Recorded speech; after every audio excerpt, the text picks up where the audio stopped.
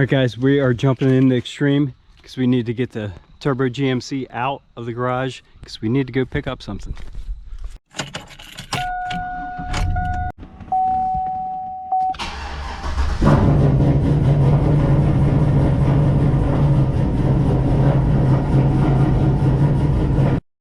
Not only do we have to pick up something, we actually have to hook up to the trailer to get it.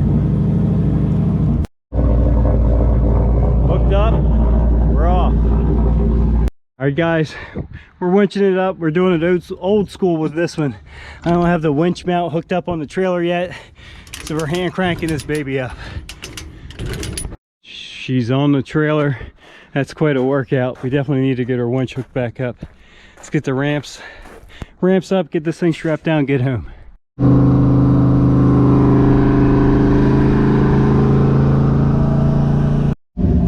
right, guys, we are home. Of course, it's an S10. You know I'm a sucker for an S10.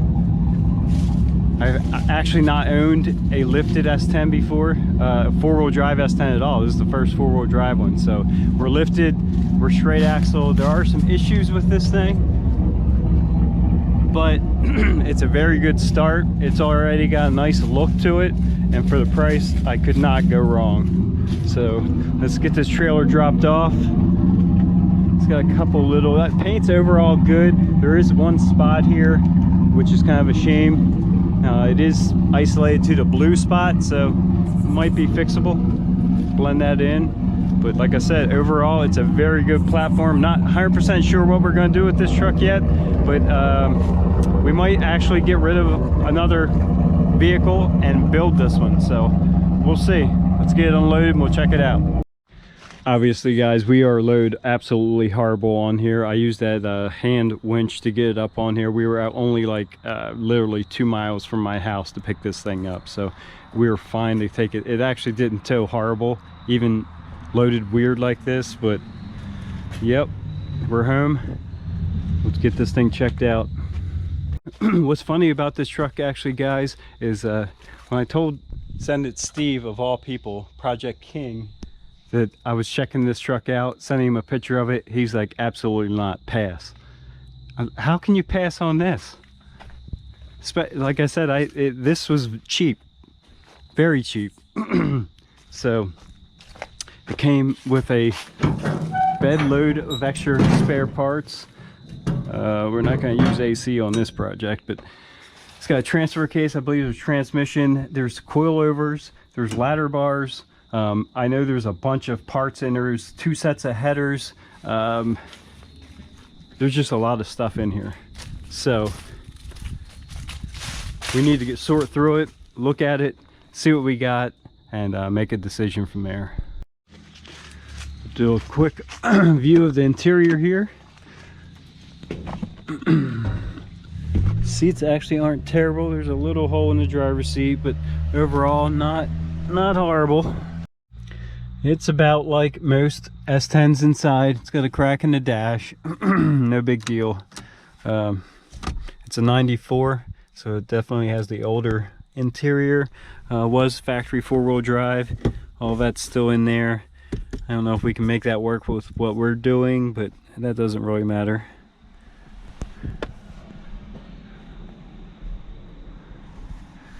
Got some switches here. Hard to tell what they were for.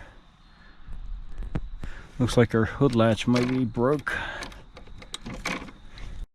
I know it's getting a little dark here, but just looking around, we actually do have a brake pedal with a firm pedal.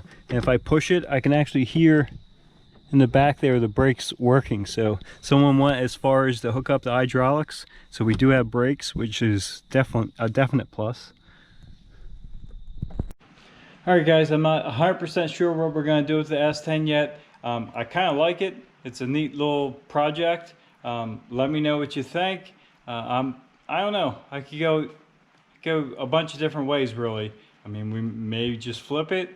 We might build it for a street truck, possibly, or probably more likely we'll build it for like a mud truck. Like I'm kind of thinking LS swap, excuse me, LS swap, and quite possibly a turbo. which would be obviously a bigger build, take a little bit more time, but I don't know, we'll see. But obviously we still have the OBS here. We got a lot of stuff done to it. We did get the roll bar bolted in. We did get all the lights painted black. Back bumpers all secured on there. What else did we get? Oh, everyone's asking about the interior. Really, the reason why we haven't really shot any of the interior, because it's very dirty. When Steve took it mud bogging, there's still dirt all over. I've been focusing on all the other stuff, and we haven't detailed the interior. I did have the door panels off for a bit to put the mirrors on. We did source some nicer door panels. They're not perfect, but they're definitely a lot nicer than what was on here. We do have another seat that's going to get thrown in it. It's actually a bench seat, so it'll have three seats of, or 3 seat belts. So 3 people can ride up front, 3 in the back. Obviously this seat is torn. You can't really even just put a cover on because it's got a chunk of stuff missing. The handle on the other side is broke. So the seat we got is in pretty decent shape. It needs cleaned. Again, it is a bench, but it does match. It's got the same inserts, same color. So anyway, that is that. There's no major problems or anything inside here. Like I said, I did get the door panels put back on. They just need a good cleaning, as well as the rest of the interior. It just really needs a good, thorough detailing and cleaning, other than the seat being changed out now. It's pretty run-of-the-mill, you know, your stock 93 excuse me. Your stock 93 Chevy steering wheel, all the old stereo that does work. If we go around the side here, I did just finish excuse me, still have that cough. I can't wait to get rid of that. But anyway, I just got done finished installing the lights on the bar. It was easier to take the bar off to try and install them than to try and work upside down. There's not a whole lot of room to go in through there. So we got the lights installed. Now I can reinstall this on the bumper. And we're also going to put that skid plate back on all at the same time here.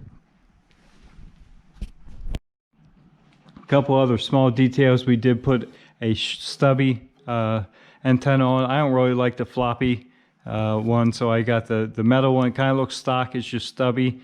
Looks a lot better. We did take care of the wiper arms. I think I showed that in the last video. And underneath here, we did put the RC inserts in there for the rough country. Painted some inserts orange, just like the front bow tie, and installed them in. Other than that, truck's pretty much ready. There's always going to be, you know, little tiny nitpicky things to do to it, but it's an old truck, and that's just the way old vehicles are. There's always something to do. Once you start modifying them, the sky's the limit, so you can just keep going and going. So let's get this front end pieces bolted back on, and we will be good to go. Here we have our bar back on the front, looking good. We got our other 2 off-road lights mounted on there.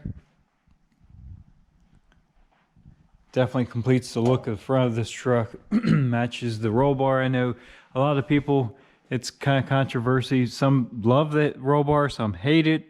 Some say it's the wrong one, you know, whatever. It's period correct. It matches the look. The roll bar, the front bull bar, push bar, whatever you want to call it, the blacked out coated bumpers and the fender flares definitely give this a very unique period look. So, by the way, this is Raptor liner. Some people were asking that too. Obviously the black is straight out of the is black, you know, that you buy Raptor liner. The green is a tintable version of it. You pick your paint color, you mix the paint in with it, and you spray it with a gun.